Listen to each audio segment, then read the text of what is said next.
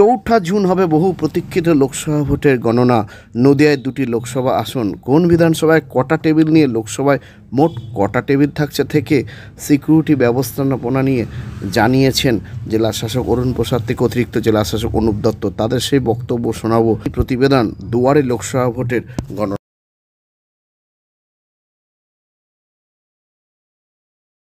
হাত বাড়ালি অ্যাপেলো। চেন্নাইয়ের নামী চিকিৎসকরা বসছেন কৃষ্ণনগরের পাত্রবাজারের অ্যাপেলো ইনফরমেশন সেন্টারে। স্বল্প ভিজিটে পাওয়া যাচ্ছে দেশের বিখ্যাত চিকিৎসকদের কাছ থেকে চিকিৎসার সুযোগ। জটিল রোগের চিকিৎসার জন্য সত্বর চলে আসুন পাত্রবাজারের অ্যাপেলো ইনফরমেশন। এখানে রয়েছে চিকিৎসার সমস্ত অত্যাধুনিক পরিষেবা। তাই যোগাযোগ করুন 8001129623। দেখে অনেক সময় গন্ডগোল সৃষ্টি হয়, সেই জায়গায় তাহলে আমরা কাউন্টিং ভেন্যু যেটা আছে ডিপিসিআইটি কৃষ্ণনগরের ক্ষেত্রে আর রানাঘাটের ক্ষেত্রে রানাঘাট কলেজ, এখানে কিন্তু আমাদের 3 টায়ার সিকিউরিটি কর্ডন থাকছে। অনেক জায়গাতে আমরা মোটর ভেহিকলস অ্যাক্ট অনুযায়ী ট্রাফিক রেস্ট্রিকশন ইস্যু করেছি, রাস্তাটাকে বন্ধ করা হয়েছে অনেক জায়গার ক্ষেত্রে। এবং ওখানে কিন্তু পলিটিক্যাল পার্টি যারা এজেন্ট রয়েছে, যারা ক্যান্ডিডেটের যে কাউন্টিং এজেন্ট রয়েছে এবং আমাদের যে কাউন্টিং স্টাফ আছে, ওটাতে যতটুকু সম্ভব আমরা আলাদাভাবে ব্যারিকেড করে ভিতরে নিয়ে যাচ্ছি। এইটার বাইরে যে আমাদের যে কাজকর্মগুলো যেটা হবে ওগুলো কিন্তু সিকিউর চ্যানেলের মাধ্যমে করে করা হচ্ছে এবং ওখানে সিকিউর চ্যানেলটাকে ফুল প্রোটেকশন দেবে আমাদের সিএপিএফ, যেটা ইনার মোস্ট কোয়ার্ডারে আছে। কাউন্টিং ভেন্যুর ভিতরে কোনো সেরকম अशांति हुआ কোনো আমরা এক্সপেকটেশন নেই, আর ওটা হবেও না। আর তার বাইরে যেটা আছে সেটার জন্য আমাদের পুলিশের সাথে রেগুলার যোগাযোগ আছে। যদি কোনো সেরকম কমপ্লেন হয়, আমাদের ডিপিসিআইটি কলেজ রানাঘাট লোকসভা কেন্দ্র যেটা আছে তার counting venue Ranaghat college Ranaghat, এই দুটো জায়গাতে কাউন্টিং হবে। 12 কৃষ্ণনগর লোকসভা কেন্দ্রের আন্ডারে যে 7টা বিধানসভা আছে তার যত বুথ আছে সমস্ত বুথের কাউন্টিং ডিপিসিআইটি কলেজে হবে 4 জুন সকাল 8টার সময়। একই রকমভাবে 13 রানাঘাট লোকসভা কেন্দ্রের আন্ডারে যে 7টা বিধানসভা কেন্দ্র আছে তার সমস্ত বুথের যে কাউন্টিং হবে মোট 14টা হলে কাউন্টিং হচ্ছে। এবং 13 রানাঘাটের ক্ষেত্রেও তাই, ইভিএম মেশিনের কাউন্টিং 7টা বিধানসভা, প্রত্যেক বিধানসভা 2টো করে হল, মানে 14টা হলে কাউন্টিং হবে। এছাড়া একটা করে পোস্টাল ব্যালট কাউন্টিং হল থাকবে 12 কৃষ্ণনগরের ক্ষেত্রে এবং 13 রানাঘাটের ক্ষেত্রে। মানে মোট 15টা করে হলে কাউন্টিং হচ্ছে ডিপিসিআইটি কলেজে এবং রানাঘাট কলেজে। কালীগঞ্জ সেখানেও 22টা টেবিল আছে যেখানে ইভিএম কাউন্টিং হবে। 81 নাকাশি পাড়াতেও 22টা টেবিল ইভিএম কাউন্টিং আছে। 82 চাপড়াতে 24টা টেবিল ইভিএম কাউন্টিং হবে। 83 কৃষ্ণনগর উত্তরে 23টা টেবিল ইভিএম কাউন্টিং হবে এবং 85 কৃষ্ণনগর দক্ষিণে 20টা টেবিল ইভিএম কাউন্টিং হবে।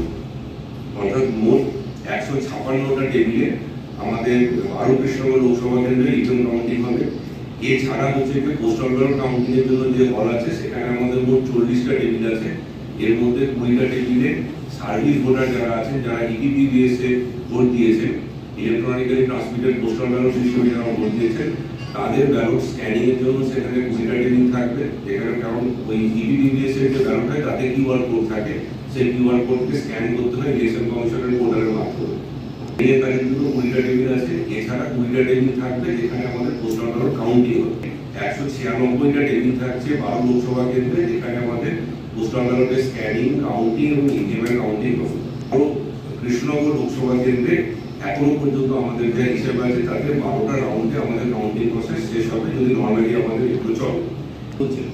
ইভিএম মানে ইলেকশন কমিশন ইনস্ট্রাকশন আছে, কোনো ক্ষেত্রে কোনো মেশিনে যদি ভোট রিট্রিভ করা না যায়, মেশিন যদি খারাপ হয়ে থাকে তাহলে পরবর্তী ক্ষেত্রে তার ভিভিপ্যাট স্লিপ কাউন্ট করা এই ধরনের প্রসেস আছে। সেরকম থাকলে পরে হয়তো রাউন্ড বাড়তেও পারে।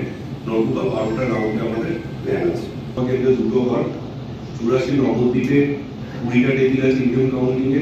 86 শান্তিপুরে 18টা টেবিল আছে। 87 রানাঘাট উত্তর পশ্চিমে 20টা টেবিল। 88 কৃষ্ণগঞ্জে 20টা টেবিল। 89 রানাঘাট উত্তর পূর্বে 20টা টেবিল। 90 রানাঘাট দক্ষিণ বিধানসভায় 21টা টেবিল এবং 91 চাকদাতে 19টা টেবিলে ইভিএম কাউন্টিং হবে। 138টা টেবিলে ইভিএম কাউন্টিং হবে 13 রানাঘাটে। এছাড়া কৃষ্ণনগরে করেছিলাম, সিমিলারলি ওখানেও পোস্টাল ব্যালট কাউন্টিং এর জন্য একটা বড় হল থাকবে এবং সেখানে 20টা মোট 40টা টেবিল থাকবে যেখানে পোস্টাল ব্যালটের স্ক্যানিং এবং কাউন্টিং হবে। 13 রানাঘাট লোকসভা কেন্দ্রে অনুসারে পুরো কাউন্টিংটাই সেখানে স্টেট সিকিউরিটি মেজারের মধ্যে দিয়ে পুরো কাউন্টিং অ্যারেঞ্জমেন্ট করা হয়েছে। কাউন্টিং ভেন্যু যেগুলো আপনাদেরকে বললাম, বিবিসিআইটি কলেজ কৃষ্ণনগরে এবং রানাঘাট কলেজ রানাঘাটে, তার 100 মিটার যে ভেরিফাইং যেটা আছে সেটা হচ্ছে পেডেস্ট্রিয়ান জোন, অর্থাৎ তার মধ্যে কোনো গাড়ি ঘোড়া চলবে না। সেই জন্য 100 মিটার বাইরে সেখানে ড্রপ গেট এবং ব্যারিকেডিং থাকবে। যা কিছু গাড়ি, সেই গাড়ি আমাদের কাউন্টিং স্টাফদেরই হোক বা এজেন্টদের হোক বা পলিটিক্যাল পার্টি বা ক্যান্ডিডেটদের হোক, সব কিছু 100 মিটার বাইরে থাকবে। 100 মিটারের মধ্যে গাড়ি ঢুকতে পারবে না। এবং 100 মিটার যে ড্রপ গেট আছে সেখানে আমাদের ম্যাজিস্ট্রেট থাকবে এবং পুলিশ থাকবে। সেখান থেকেই আই কার্ড চেক করে এবং আরো চেক করা হবে ফিজিক্যালি যে তার কাছে মোবাইল বা কোনো ইলেকট্রনিক ডিভাইস আছে কিনা, সেগুলো অ্যালাউড নয়। 100 মিটারের মধ্যে তিনি সেগুলো আনবেন না। সেখানে প্রাইমারি ফ্রিস্কিং এবং তার সঙ্গে আইডেন্টি কার্ড দেখে 100 মিটারের ভিতরে তাদেরকে অ্যালাউ করা হবে। 100 মিটার ভিতরে ঢোকার পরে এবার যেটা মেন ভেন্যু বা ক্যাম্পাস যেটা আছে বিবিসিআইটি কলেজ বা রানাঘাট কলেজ, তার মেন ভেন্যুর যে গেট আছে সেখানে থাকবে সেকেন্ড কর্নার। এই সেকেন্ড কর্নারে স্টেট আর্ম পুলিশ থাকবে এবং আমাদের অফিসাররা থাকবে। এখানে ডিএফএমডি গেট বা হ্যান্ডহেল্ড মেটাল ডিটেক্টর থাকবে, যার মাধ্যমে এখানে থরো চেকিং হবে যে তার কাছে কোনো ডিভাইস বা গ্যাজেটস বা মোবাইল কিছু রয়েছে কিনা। ঢুকলে পরে তিনি তার পছন্দ মতো প্রত্যেকটা অ্যাসেম্বলির প্রত্যেকটা হলের প্রত্যেকটা টেবিলে তিনি তার মতো করে কাউন্টিং এজেন্ট সেখানে দিতে পারবেন। এই কাউন্টিং এজেন্ট দেওয়ার ক্ষেত্রে যে লাস্ট ডেট সেটা ছিল C-72 আওয়ার্স, অর্থাৎ কাউন্টিং এর 3 দিন আগে বিকেল 5টার সময় শেষ হয়, যেটা আজকে বিকেল 5টা হচ্ছে সেই টাইম।